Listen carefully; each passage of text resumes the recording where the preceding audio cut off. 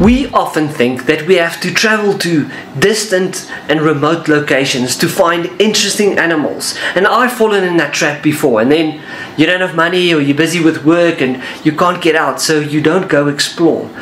I live in a big city, and sometimes you just have to remind yourself that there are animals and creatures everywhere in the world, and even in a big urban jungle you can find some interesting animals. In this video I will show you some examples of cool creatures that can be found in Pretoria and the green zones that are within its metropolitan boundaries. Hopefully this will motivate you to explore your own urban jungle, because no matter where you live, there are always some cool creatures that are lurking in the undergrowth, just waiting to be discovered. The setting of this adventure is Pretoria, a large city in the northeastern part of South Africa. It is also the administrative capital of the country, and it is where the executive branch of government is situated. Right here at the Union Buildings. Tourists love to visit this iconic site, as you can see from this time lapse. The city centre of Pretoria is densely populated, while vast suburbs are way more open and more akin to town living as opposed to big city vibes.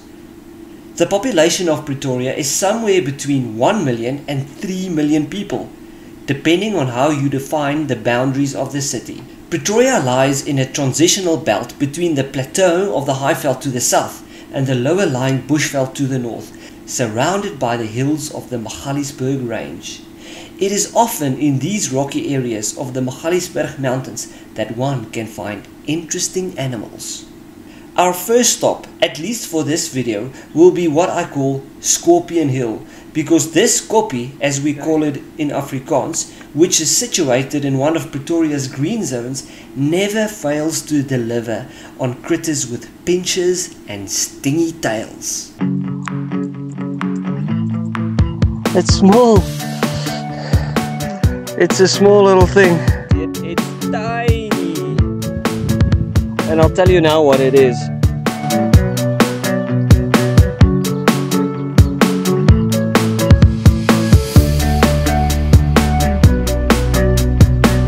The sting of the species is not medically important. Oh. It doesn't want to sit still.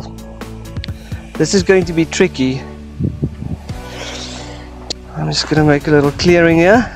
Try and take some video of this naughty little bugger that's running around like a crazy thing. Okay, I'm at... Hey! Where are you going? It's the...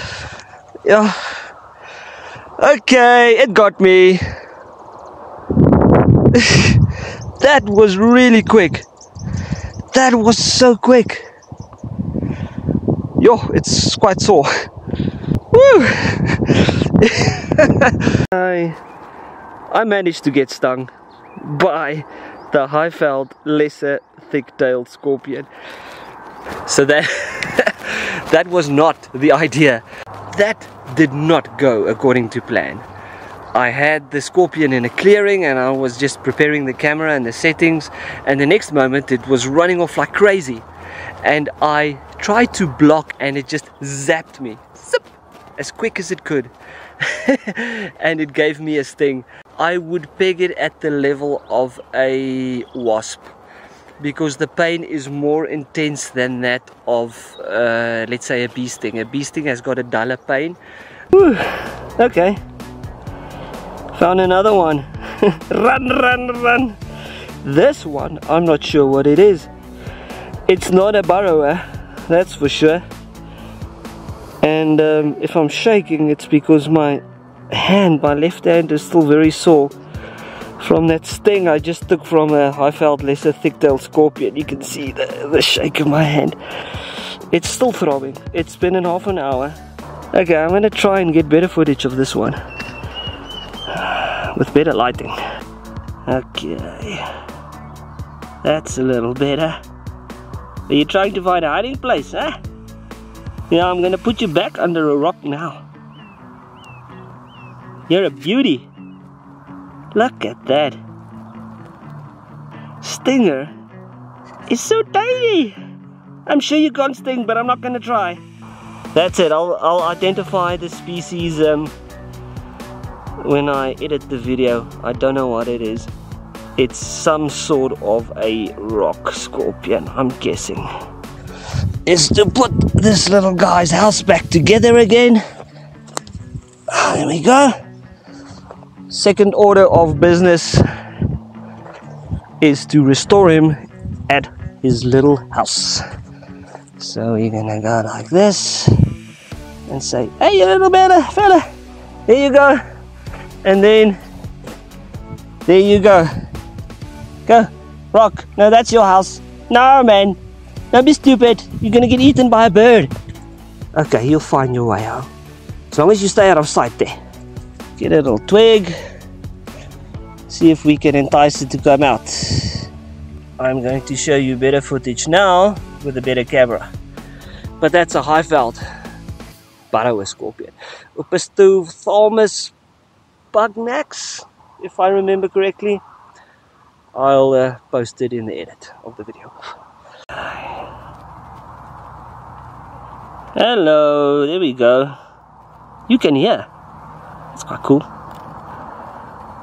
There's flies everywhere. Much bigger scorpion than the other two finds. Very aggro as well. Anyway, I'm going to try and get some better footage outside of a container now. Okay, there we see it. Now, there you go. Ah, look at those big pinches. Don't discredit that stinger, that tail. Okay. You can see this one doesn't even try to sting. He just wants to get away. There you go. This little fella that I found on another day was way more aggressive. It's important, if you do flipping, do it responsibly.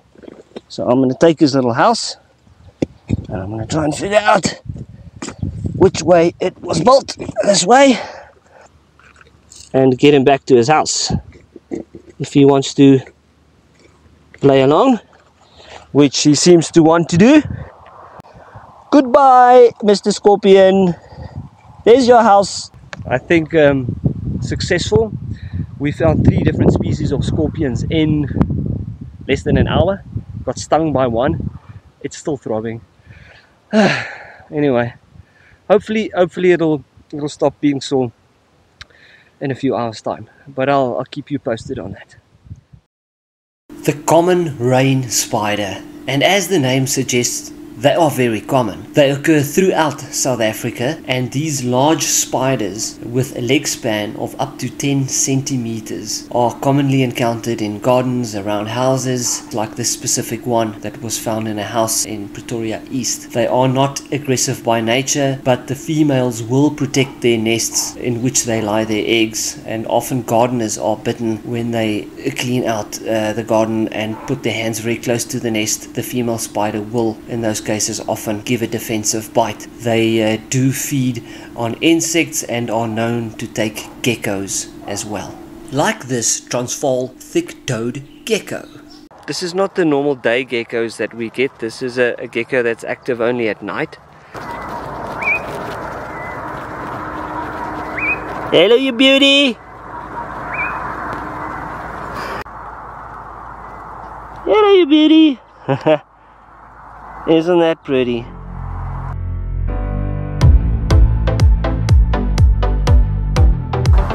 That's beautiful. Oh. The black-headed centipede eater is a small snake that reaches a maximum length of 40 centimeters. What's cool about these snakes is that they are specialist feeders. They eat centipedes. And centipedes are nasty little creatures that give a nasty, let's call it a bite. Can be seen as a sting as well. But these little snakes, even though they're so tiny, their venom is well adapted to kill centipedes. They bite onto them and chew them all the way to the head and then swallow them from the head. So they're doing us a great service. Absolute beauty. Herald or red-lipped snakes are super common in Pretoria. These snakes are active at night and feed nearly exclusively on toads.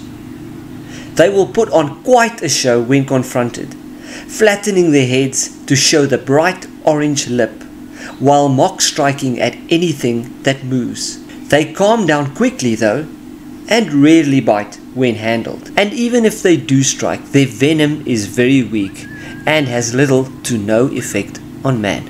I have been bitten by red-lipped snakes before, but only while trying to feed them toads, when they missed the prey and they instead tagged me. It wasn't that sore, nor did the venom do anything to me. Their teeth are really sharp though, and they cut the skin quite easily.